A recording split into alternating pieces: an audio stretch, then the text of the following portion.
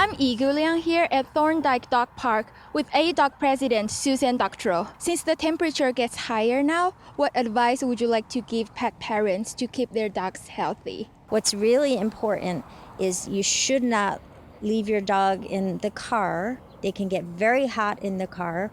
The temperature can change by 20 degrees in 10 minutes. Make sure they have water. Make sure they're in the shade whenever possible. If you go for a walk, bring water. These things are extremely important because this can be fatal to dogs. They're very vulnerable to heat. After introducing her water device, which protects dogs from dehydrated, Susan also shared some signs and diseases of dogs that pet parents need to be aware of. If they're behaving differently and less energetically, you definitely want to contact your veterinarian. Another sign is vomiting. If they vomit a couple times, it's probably fine. But if it's going on too long, like more than a few times, I would again consult your vet and see if you should try a dietary change at home or if your dog needs to be tested. There's several diseases that are spread by ticks. It's important, especially if you've been in the woods or in an area with brush, the local parks, to inspect your dog for ticks so that they're not subject to these diseases. And I have a little device here. It's a tick removal device. It actually works extremely well. It's a little spoon with a notch. You can buy it at the pet store. It works on people too. The other thing is mosquitoes spread heartworm. It's very, very important that your dogs are on heartworm preventative because that is a fatal disease.